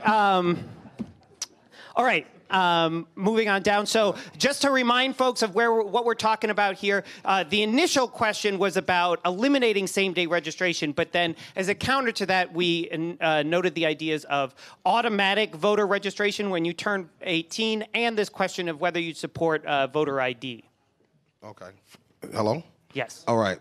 What's up? What's my name, man? You remember my name? Yeah, James. Okay. I'm just checking on you, man.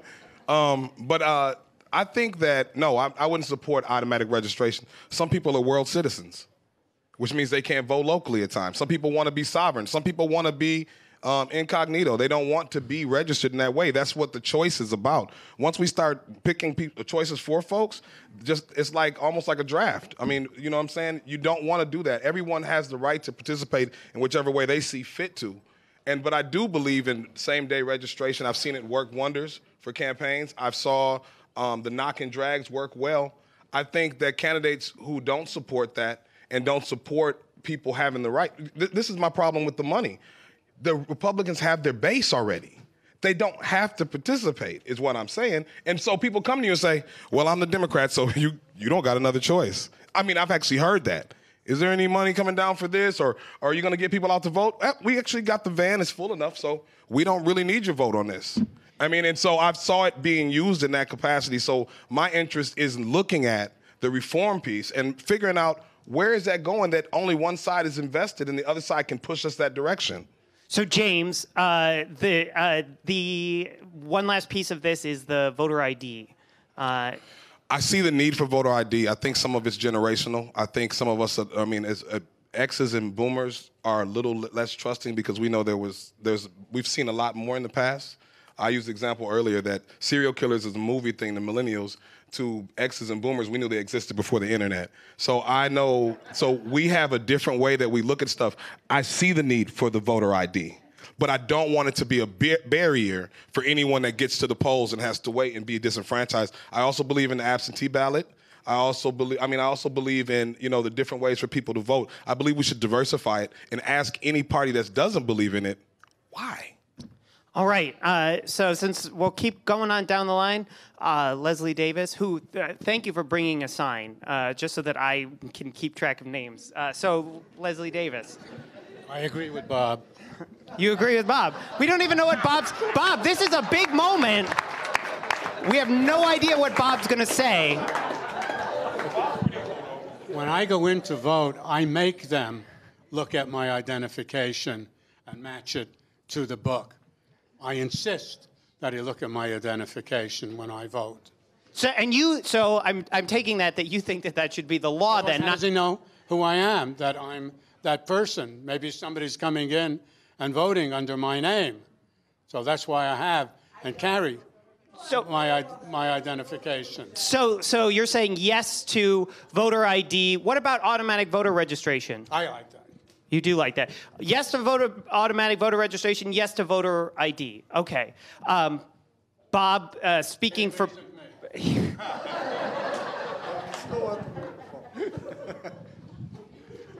A couple of things. First of all, let's focus on what the main problem and the main issue is. We want to have honest elections, and we also want to make sure people vote. And the obvious problem that we have is that we're so polarized that each base is actually getting out, and they're voting more against the other party than for their party. So we need to encourage voter participation, I don't think we have a problem in terms of honest elections. I'm open to evidence. If I see evidence of it, I would change my view. But right now, I think it's more important to make it as easy as possible for people to vote and to encourage people to vote. I want to comment briefly on what James is saying, too, in terms of kind of stereotyping people that are taken for granted as DFL voters. I am a Republican. I want to, for example, get better transit in Minnesota. We've got a lot of ideas on that, but kind of run into this filter that is both an assumption and to some degree a reality. So, one of the reasons we need to have this ranked choice voting is to let people vote more on the person and the ideas to break down those barriers. All right. Thank you. And rounding out the end there. Okay, so Tina rounding Liebling. out the end. So the problem that we have is not voter fraud. I mean, all the evidence shows that this is a minuscule problem. And the problem that we really have is people being prevented from voting in various ways. So that's the problem we need to solve. And so automatic registration, I think you probably want to keep same-day registration just for people that have moved or whatever. But and I do think that biometrics and a lot of electronic stuff is going to change and make it easier to do this. But our goal has to be to let people vote and encourage them to vote, not the opposite over some made-up scare thing that we know is false. Okay, so that sounds like a very strong I just want to get you on the... And so yes to automatic voter registration too? Yes. So... Yes. Yeah, we got it. Okay, so I'm just making sure we got this all on the line. So, Mr. Everett, yeah. I would just like to say that my company, Sub-Zero Collective, was responsible for the highest voter turnout in a non-presidential year since 1957 when we worked with the Children's Defense Fund and separately when we worked with the Wellstone Camp as well.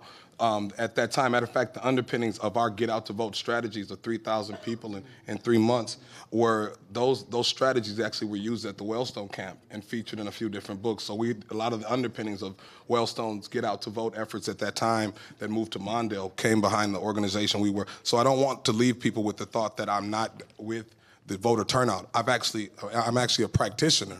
I just want it more efficient, that's all. So I know but I think that you're going to like my next question because it's like going right to what you were talking about with biometrics and some other things. So that was you. That's why I'm pointing. Oh, okay. I'm sorry. Yeah. So my next question is, and this is sort of a very wide open one, and I'm going to go back to sort of who wants to jump in first here, but how does this tie look on me? How secure do you think elections are right now in the state of Minnesota? And what measures do you think are needed to address those any concerns that you might have? I'm pausing because I'm trying to review newspaper articles to see if there were some things that I felt were unsecure. And I think the answer is, I think the Minnesota voting...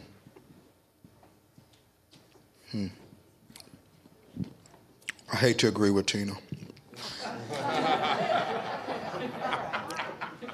When you vote, I love it. Thank you, baby. When you vote, the mechanism that we vote and use, the ballot system in Minnesota right now, I believe is secure.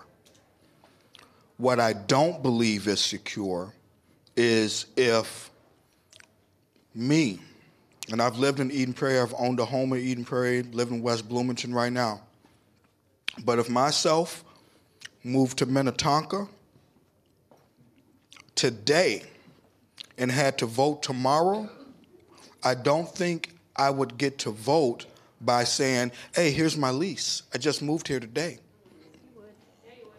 No, hold on. Because I've been in a situation when Obama was first time I got to vote for him in West Bloomington, I left my job as a teacher in the middle of the day to go vote. And I left something at home.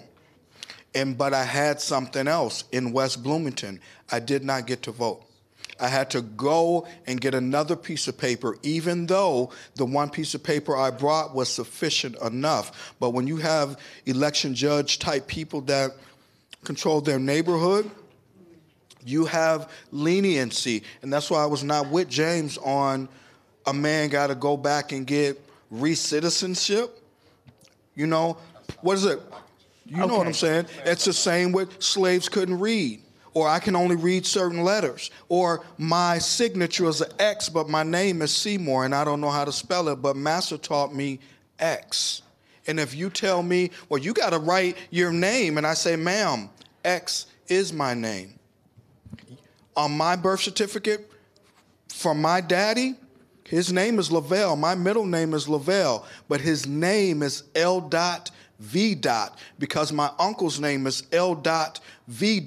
They were sharecroppers, and the generation before that, they were slaves. They didn't have names. They had initials or an X. In the United States of America, because of the Supreme Court, if a law doesn't get changed in the meantime, whatever it was 200 years ago is what it is. That's why Dred Scott never got to be a citizen.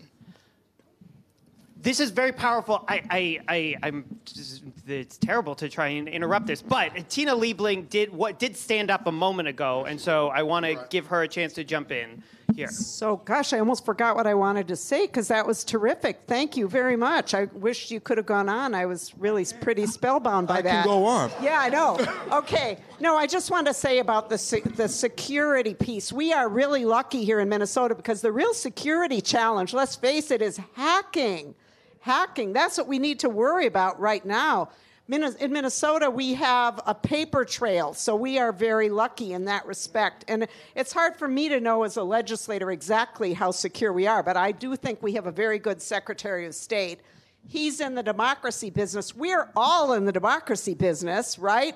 But I think he's doing a good job, and I hope that if he needs more resources and so on, that he will let us know. And that was the question, That right? was. And just specifically, is there anything you as governor feel like these are things that I would take this action to do to try and secure from hacking, if that's what you see as the biggest threat? Well, I don't think we're going to have a hacking problem because we never went to the all-electronic voting. So I think we were smart in that respect, unlike some other states that really do have a problem.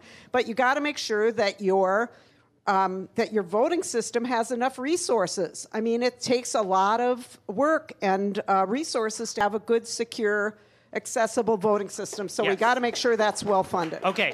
James Everett, and then we're going to come over here. I'll go with saying, first of all, let me first address what Mr. Seymore said. One thing with me is that I didn't believe in getting people to come back and re-get their citizenship. My issue is that I'm a Minnesotan. We got 90,000 jobs in the state. We have a great state. We have a lot of people loving each other, and there's not a lot of bad stuff happening on the individual side.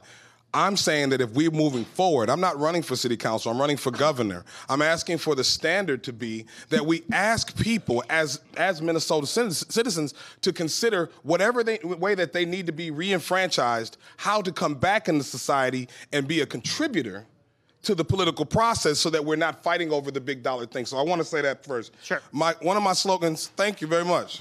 One of the slogans is enhancing, protecting, and preserving our way of life and resources. We also have to speak to other places that are not doing well. I don't believe it's an issue for Minnesota, but I watched Gore go off and do environmental stuff from the Democratic Party when he knew that there was ballot boxes in U-Haul trucks when Bush ran. We act like this never happened. We act like these things, but as Minnesotans, just because we do it better, we're like, well, we do it better. So we need to be the standard. And so when I speak on it, I want people here to be investing in the Minnesota way of life and culture. All right. Very good. Representative Walz, yes.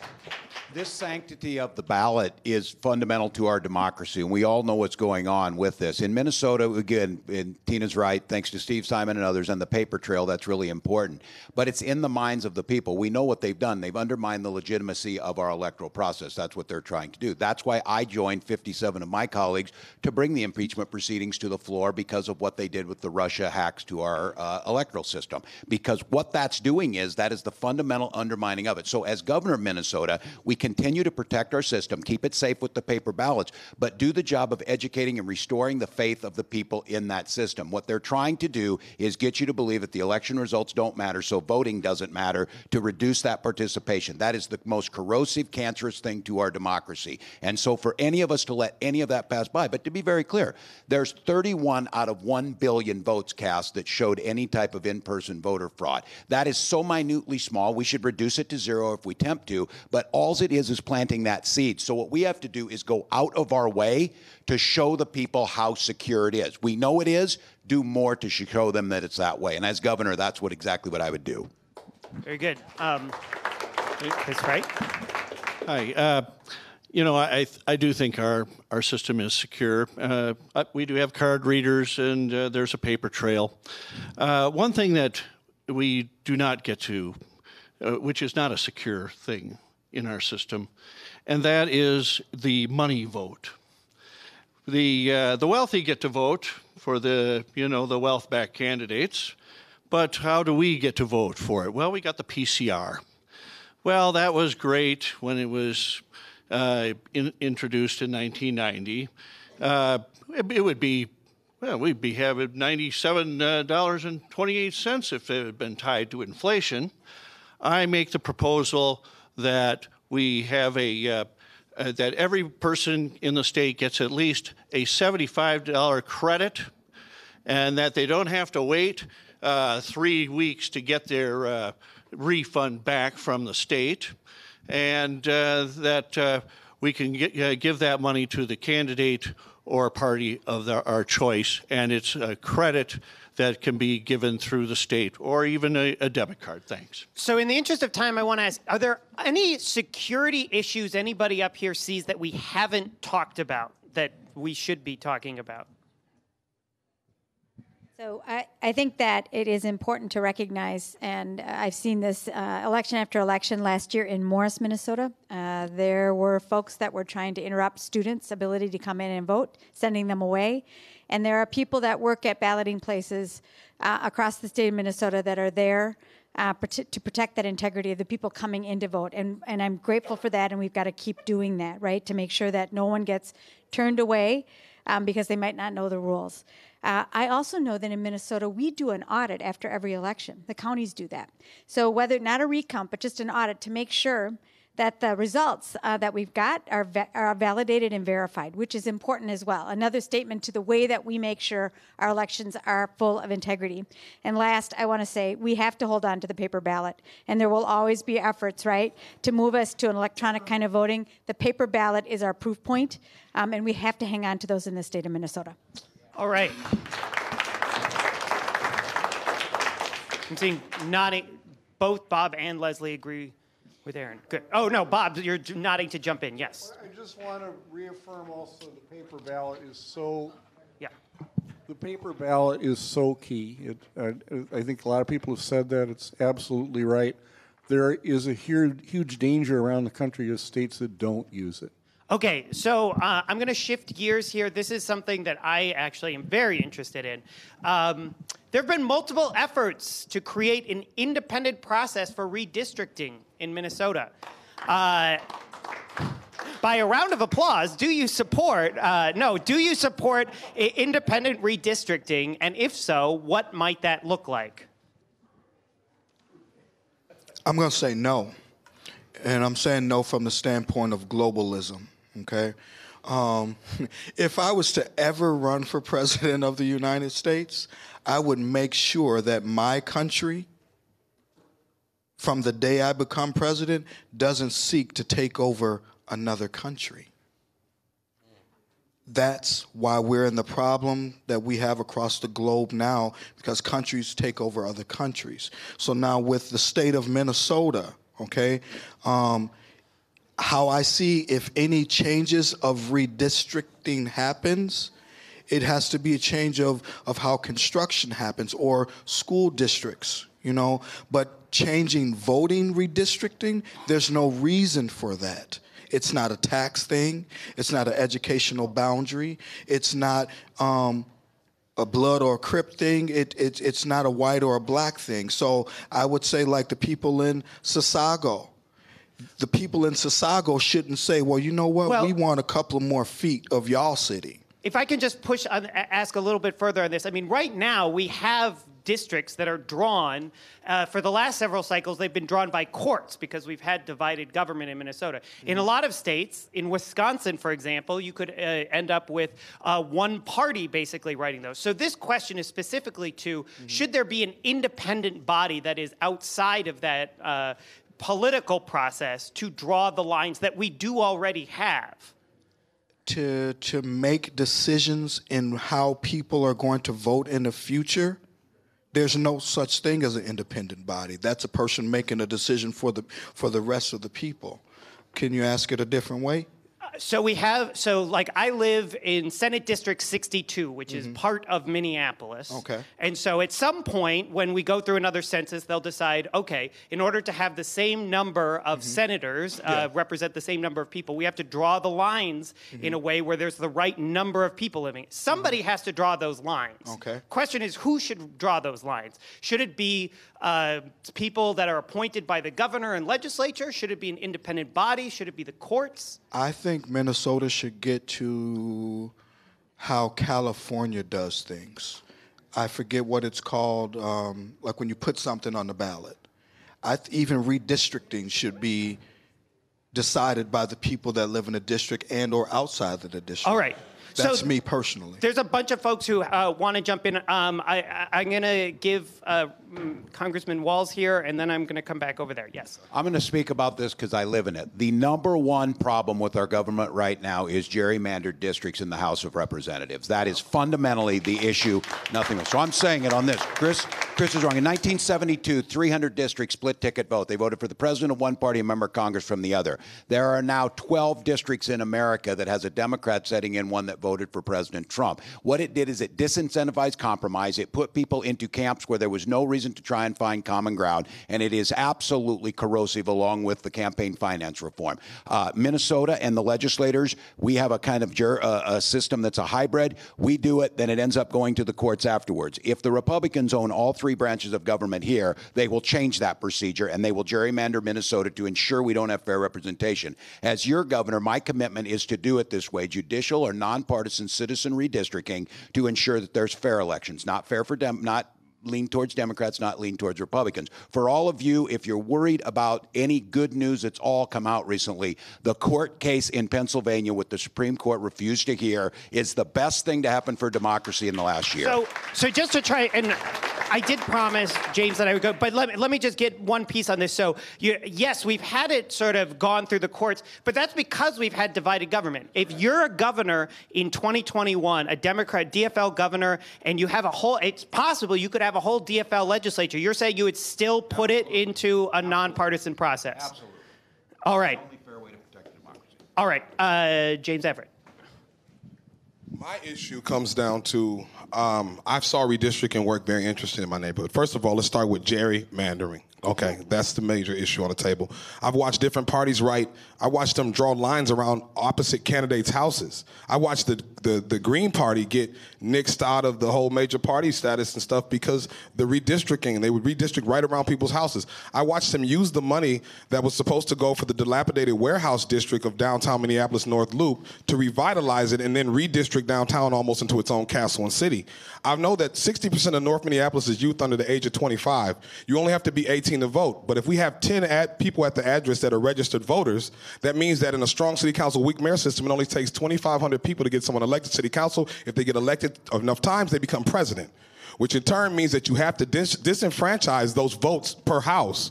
And that's the reason for the incarceration, is to take away people's right to vote in North Minneapolis. I believe in redistricting should be more about, I believe people should be able to de-annex.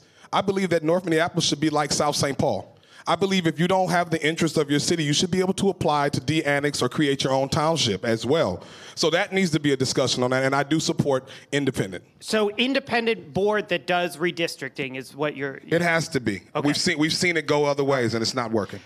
I have Erin Murphy, and then I will come back over here. So I lived through this here in Minnesota in 2011. And we don't have a hybrid system in Minnesota. It is the legislature's responsibility to draw the map. When that map is vetoed, it goes to the courts, which has happened for many, many years in Minnesota, with the exception of 1994, when then new Governor Carlson wasn't quite sure of the pocket veto rules, and the map that was drawn by the legislature became law. I think it should go to an independent body. Absolutely. I watched what happened when a partisan body drew a map. And it was not in the interest or by the criteria that we set for the map drawing. I watched what happened in St. Paul when Rondo was divided, and gratefully, when the court did it in this last election, they put Rondo back together again, which is a criteria we should follow. An independent body will be responsible to the people. They will be responsible to the good of our power, and when our power is drawn fairly, we have then the say in the elections. So yes, to an independent body to make sure that our democracy is vibrant in the state of Minnesota. So, Chris Wright, but I just want to try and put, so far it seems like we're in large agreement here. So if we're in agreement, that's, I'm hoping maybe there's something to add or, Very much so. Okay. On this issue, I've done my homework and I ate my Wheaties. Yes, we need an independent, unbiased board to do this. But, I've also found that there was a open source program that they could use, perhaps, called Auto Redistrict. Simply open a shapefile, load in the census and election data, and hit go. And that takes away all the bias right from the beginning.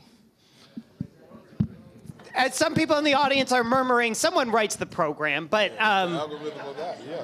That's what I meant by somebody, an independent party person that gets to decide, that's not even living in there. They are a controller. Independently doing redistricting does not do anything for the people that live in the district because they still don't decide. How would you want redistricting to happen then? Like I said, propositions. That's what I meant to say. That's what California does. We can put it on the ballot. Or me personally, man, I would be done with redistricting. There's no more reason to do that. Somebody tell me, why should you get to cut into the city I live in? Or why should I get to cut into the city you live in? For what reason? Anybody up here, tell me. Okay, so... No, the population grows, but why do you get some of my vote? I promise to... No, hold on, let me get you... I live in Eric Paulson district, right? I am not mad every time he wins. I know for a fact why he wins. Because the people out there, it's a tax thing. And they're scared for the taxes to move too far away from where the Democrats might take it or change some of those things. My personal thing is, if enough Democrats have not moved into the Eric Paulson neighborhood to make the change that they need and want, leave that dude alone. And that goes for any and everybody. And I know what I'm saying is upsetting you guys. But the truth is the truth. Same with the black neighborhood. If we are voting the way we live and then some more people move into our neighborhood, that vote changes. So Tina Liebling has been very patiently waiting, and so has Bob Carney. And so I want to make sure that they get a chance. And back over here then. I'm going to go first here so Bob can say he agrees with me, right? Okay, so we do have the principle of one person, one vote, and it's never perfect, but that's why we have to redistrict, to try to keep that as much as we can. And of course, it's becoming somewhat of a cliche, but of course, we have to allow voters to pick their leaders, not the other way around, which is what happens if we let redistricting be done in a partisan way. And we have been through that in Minnesota, and it's really pretty ugly the way it can happen. Why does redistricting need to be done? Well, because we have to have districts, and which I can explain later, but I want to give Representative Liebling a chance to answer the question. Right, so we should have an independent body. We absolutely should, and I think we also need recourse to the courts, just in case, because, this is, it's true. Everyone has their bias. We have to pick an independent body and make sure it's balanced and so on, and, no system's ever perfect. So I would keep the courts in there as a final resort, but the problem with having the courts do it in the first place is that the courts really don't have the expertise, and it really does take expertise to do this and do it well. And we need to make sure that we, have districts that are drawn in such a way that we have real opportunity for people to make change. Okay, Bob. Bob again, Carney, and then Jenny Rhoades, sorry. And I agree with some. But let's take a look at what the real problem is. We have a huge divide in Minnesota, and it's true around the country too, between rural and urban. And as a matter of fact, in Minneapolis and St. Paul, the core cities, no Republican got more than 30% of the vote for a legislative race. I was the highest vote getter for Republicans in Minneapolis for a state senate last time around, 18%. It's really pathetic. And so really the problem goes back as much to division in our society as to redistricting. It cannot be corrected at the state legislative level because of redistricting, because of this extreme split. Now, just in terms of how to solve it, either a judicial or an expert body is certainly preferable to the legislature. Okay, so independent body, Jenny Rhoades and then Leslie Davis, but Jenny Rhoades wanted to jump in here. Yeah, I agree. Yeah, just right in there. Okay. I agree. It should be independent. We can't control who's going to move into the district, who's going to run for that district. You can't predict the future. So to be the fairest thing of all, but it goes by census. I mean, how many people are moving out? How many people are moving in? Who's going to run for election? The best way to do it is have an independent party, because going to court, they're just going to mess it up and make it worse than what it is. We need to have it independent because we can't control the future. So the best way to do it and to be fair is to have an independent person that come and does the redistricting. So maybe with the help of the program. So Leslie Davis down here. Yep. I just wanted to address Bob's concern about the Republicans getting the amount of votes they get in the Twin Cities. It's not because of redistricting or anything else. It's because they don't have any good ideas and they're mean-spirited. Wow. All right. This is, I will just say. I will pass on a response. I want to see the Bob and Leslie comedy hour. Like, I would totally go to this show, the two of you together. So, last question of the evening, and actually it goes to what we were just talking about, and this is sort of a free-for-all in some ways, but I'm excited about this because I think it's actually something super important. So, what's the correct role for Minnesota, the Minnesota state government, to ensure a fully inclusive, honest, and accurate census count? Both nationally and here in Minnesota. And what can you do as governor to help make sure that a census happens accurately and fairly here in Minnesota? Christopher Seymore, running for governor 2018. And one of my the first promise in my campaign promises is to fully fund education. And so to use education as a tool. Most people who have parents, after I say this, I'm not sure to ask the question again. Most people who have parents people who have children, they go to school. And so we can get numbers from that, but please ask the question again. What is the role for Minnesota state government, and if you were governor, for ensuring a full and accurate census here in Minnesota? Still through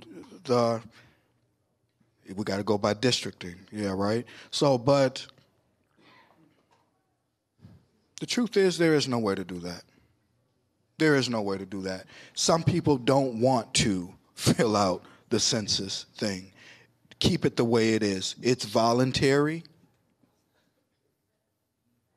There's no rhyme or reason to find out what time everybody's going to be home, so we can't make everybody stay home. The only way to make sure we have a 100% full census data is for everybody to get paid to stay home and be where you need to be so everybody can fill out their census. The only other way to do that is when your kid goes to school, because if your kid don't go to school, you go to jail at some point in time. That's the closest way to do it, is through the school system. Thank you very much. I'm sorry, I'm going to give, she was grabbing the microphone first, so just as a reminder, the question here is, if you're governor, if you're the next governor, you will be governor when Minnesota has a census. So what, if any, role do you and the state of Minnesota have in ensuring a full and fair and accurate census? Well, there could be a couple ways. One is when you file your taxes. Everybody works, and you got to include no, they don't, but if you don't file taxes, but you also, as an independent, get more, like If someone has 5 kids, they mark them down as independent. And then how many people get Social Security in the state of Minnesota? So you add those two together, taxes with independent people, and how many have Social Security, you're going to get a more accurate number than going from door to door and having someone hope to God they fill that census out and send it in. Please let me help you out, because the reason why I'm running, I'm not a politician. I need these politicians to answer these questions correctly. Please ask them, do you believe there is a 100% way to get a census versus how would you do it? Because I can make up something, but that doesn't mean that it's possible. The question wasn't nobody talks about getting 100% census. It's getting the most accurate and the most fair census that we possibly can. And so that is the question, and it's completely fair for somebody to say, maybe that's not the role of the Minnesota governor. That's why I'm asking this question, to see if these folks who are running for that office think that it is part of their potential job. So is it part of the job if you were to be governor? And if so, how would you do it? James. I think that the process is going well as it is. There's some people that don't want to be counted, as Mr. Seymore did say. Some people look at it as a way to target them. Again, I told you North Minneapolis is 60% youth under the age of 25. For people to attack the voter base there is very easy when you know how many people are registered at the addresses and things. So I think that it's a very personable thing to get out in the neighborhood and talk to people, and we just take the numbers that we get, because obviously there's a reason they don't want to be a part of the process. We need to figure out what that problem is and how we bridge that, because people are not participating because they feel disenfranchised as it is already. And so I think that's something we need to think about, is that everyone doesn't want to be counted. I don't think there's a more accurate way. But I'd like to take a couple of my seconds to say that I want to give a shout out, because we've been so heavy. I want to give a shout out to Uptake. I want to give a shout out to SPNN. Public access has been a major part of democracy for me, and I have to say that because it's given me a voice across the state and allowed me to be in this position. And so I wanted to say that before we go forward with all the other stuff. So I don't think there's an accurate way to do it. You just have to work with who wants to be a part of it or fix the problem. Okay, Representative Murphy? So the census is largely a federal issue. But I would use my voice as the governor to make sure that everyone is counted. If I get a letter to my house that says it's time to fill out the census, I'm going to fill it out. But that's not true for everybody. And if we want to make sure that everybody's counted, we have to recognize that there are family structures that are different, that are people sometimes afraid to come to the door if someone's coming to their door. Someone who's disabled might not easily be able to be counted. Someone who's a victim of a domestic assault might not want to answer the door. Someone who's afraid of ICE might not want to answer the door. So I think it is important that we recognize that the census is our way. It's the very fundamental way to make sure we know how many people are here, to make sure that every voice is counted. And I will use my power as the governor to make sure that we're not using some sort of rounding process, some sort of estimation process, but that we're actually digging in and making sure that everyone who wants to participate, right? I get that part, but everyone gets counted.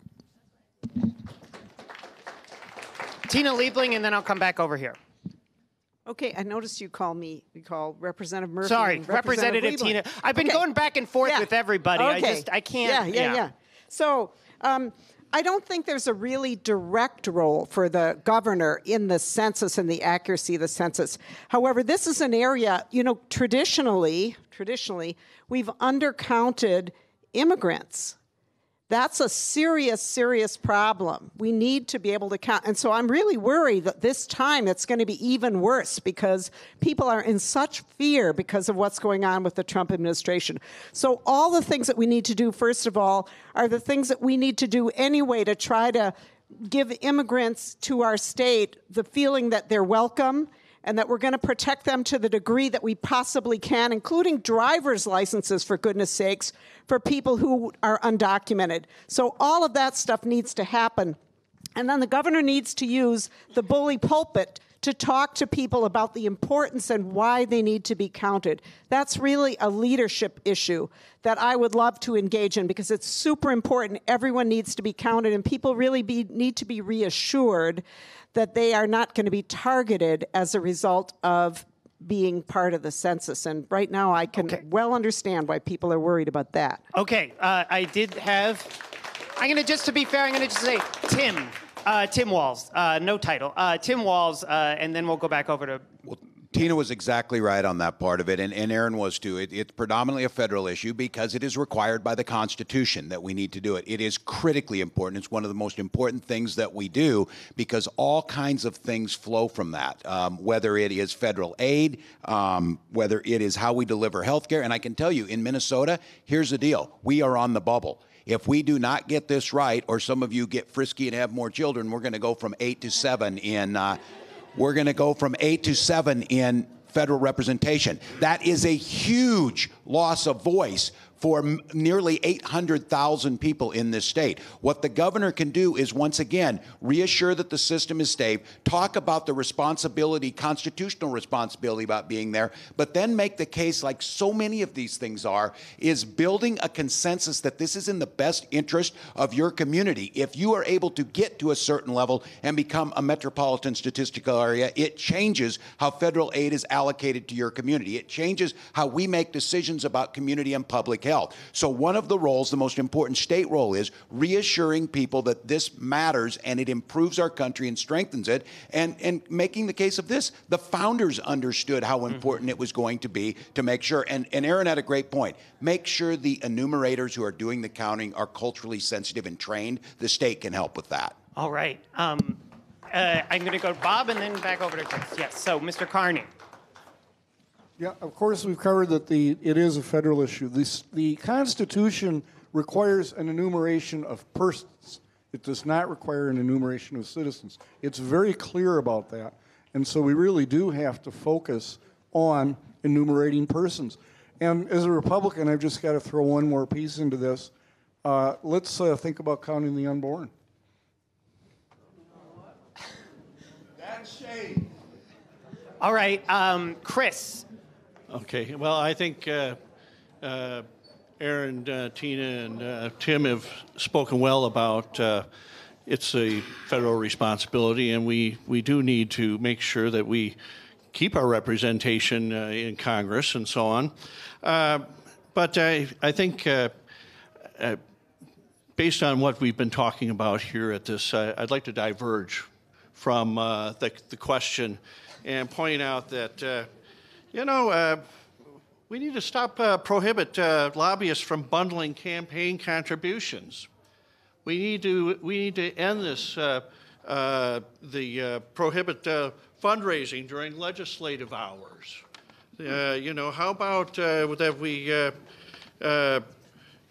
we allow that we mandate free or reduced cost advertising on public television and radio. How about, we own the public airwaves. How about on private television, too, and take away their license if they won't let us do it? How about use of public buildings and stadiums for rallies and things like that to hold our campaigns, maybe reduce cost mailing and so on?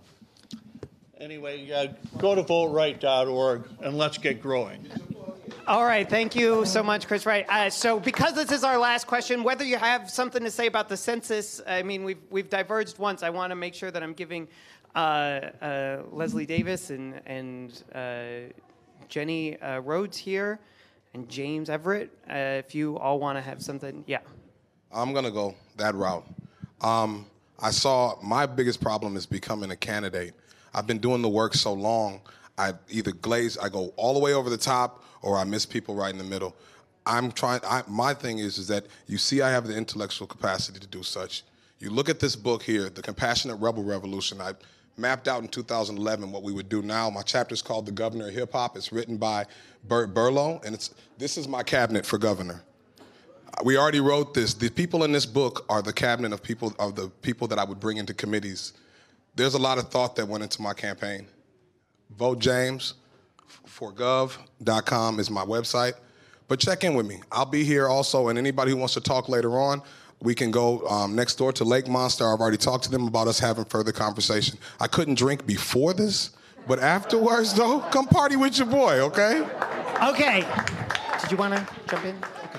Yeah, let's party, man. There's too much liquor around here for us not to... Right. Do you want to grab the microphone? So I'm going to give Jenny Rhoades here a chance. Yeah, I do agree with these guys. The census is very important into getting federal funding. So we do need to get on the ball and get a good, accurate system going to make sure that if we're not right on the money, then we're pretty darn close, because those federal fundings have helped states a lot. And Tim Walz probably knows well that how much funding from the government, the federal government, is important. And we need that. So I'm all for getting the census correct.